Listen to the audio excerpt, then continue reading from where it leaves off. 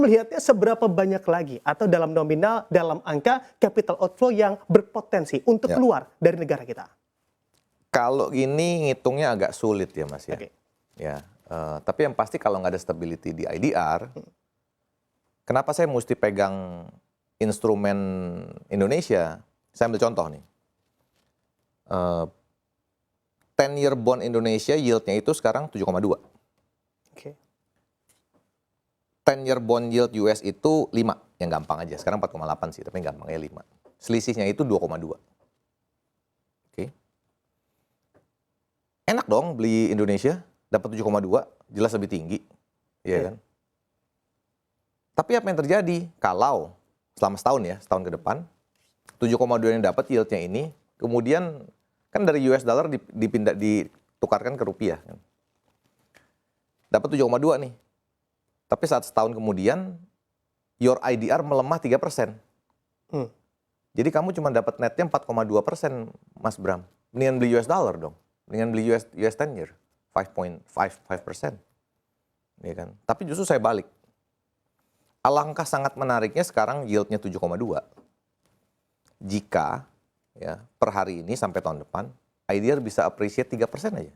Saya nggak minta gede-gede. 3% itu cuma Rp500 loh.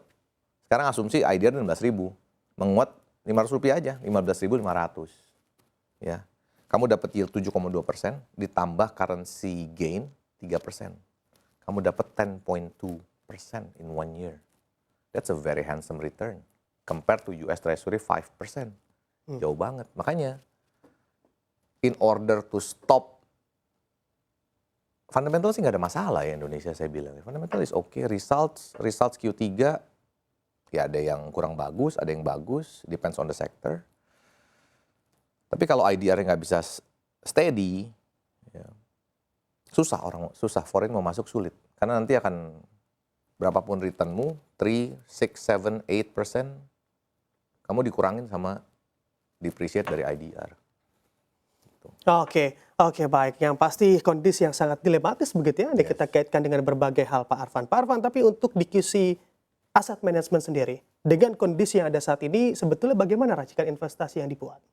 Kita pertama mesti lihat fundamental. Ya, yang pertama lihat fundamental, yang kedua kita lihat results Q3. Tadi saya udah ngomong sedikit, results Q3 ini mix, ada yang bagus, ada yang jelek, ada yang biasa aja. Ya. Kemudian kita melihat, mau nggak mau, 1 bulan ke depan nih, karena 2023 udah tinggal sedikit lagi, tinggal 2 bulan ya. Ini sekarang bolanya ada di pemerintah nih, harus respon ya. Naikin suku bunga atau enggak, naikin suku bunga berapa, sampai berapa targetnya. Ya. Sehingga ada stability di IDR. Kita nunggu, kalau sekarang sih saya bilang defensif dulu ya, karena banyak uncertainty ya, uncertainty-nya macam-macam.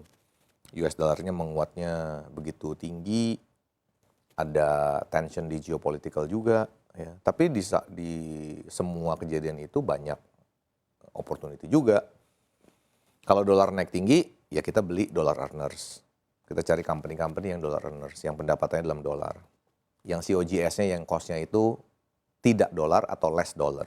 Kemudian juga yang tidak punya atau sedikit loan-nya dalam US dollar. Company-company banyak, pilihannya banyak. Tetap ada peluang. Cuman makanya in general ini semua kena di indeksnya sekarang. Yeah. Karena IDR-nya, I don't know, look so weak ya sekarang ya. Oke, nah ini bicara terkait peluang yang tentunya juga diharapkan oleh para pelaku pasar saat ini di tengah kondisi yang berbagai macam adanya begitu ya. Tentunya penuh tekanan pasar juga. Anda melihat sektor apa yang kiranya masih cukup berpeluang dan cukup perspektif hingga akhir tahun nanti Pak Arfan? Ya, akhir tahun ya? Ya. Oke. Kalau akhir tahun dengan sekarang yang ada yaitu penguatan dolar, mesti cari dollar earners.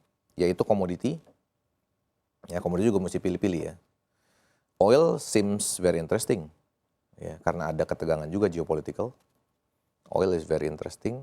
Saya bilang kalau komoditi, yang hard commodity which is coal and metals, cukup menarik. Ya, cukup menarik tapi nggak sampai conviction call.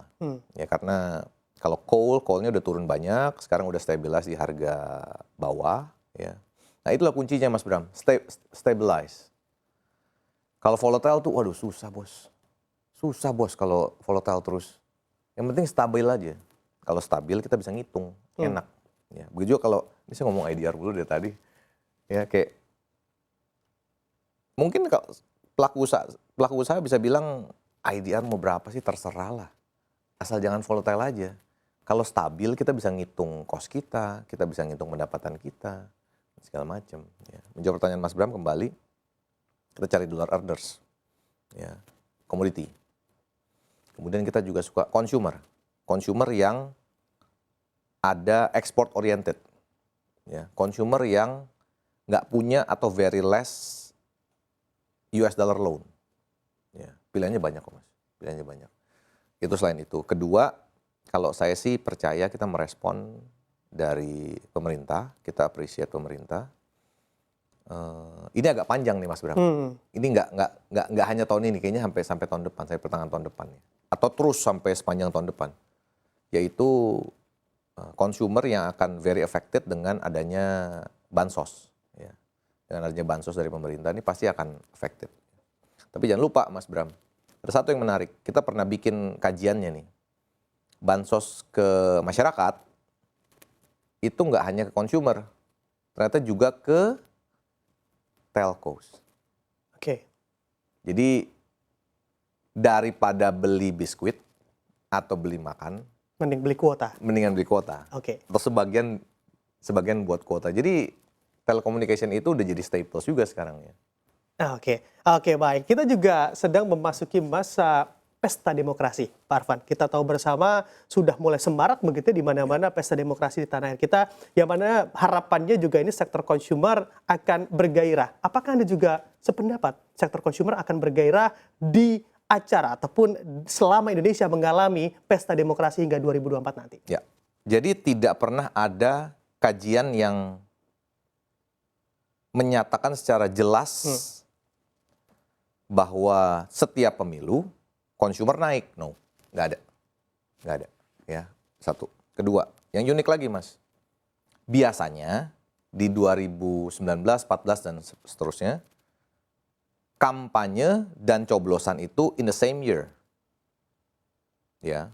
Nah, sekarang ini coblosan dan kampanye itu beda tahun. Betul. Ya. Yaitu kampanye dari November, kalau saya nggak salah ingat, November sampai H-30 mungkin ya, atau H-20, something like that lah. Jadi ini kalau memang mau ada money politics, ya, terjadinya di tahun ini, bukan di tahun depan.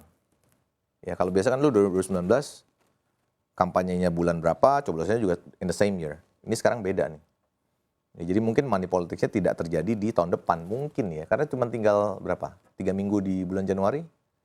Ya, tapi saya bilang sekali lagi, saya tidak pernah melihat ada research, ada kajian yang jelas, pasti, terukur, akurat tentang setiap tahun politik, setiap tahun kampanye, consumer sektor mendapat spillover effect. Saya tidak pernah melihat. Ya, makanya salah satunya, mari kita hitung dengan data. Contohnya, apakah benar bansosnya ini masuk ke masyarakat, udah pasti ya. Terus kemudian bisa berakibat positif di sektor consumer. Ya, kalau sekarang bansosnya gede sih, pasti efeknya ada nih. Tapi mesti kita uji Mas. Oke. Nggak bisa cuma ngomong kan. Oke, perlu ada kajian begitu ya? Iya, perlu ada kajian.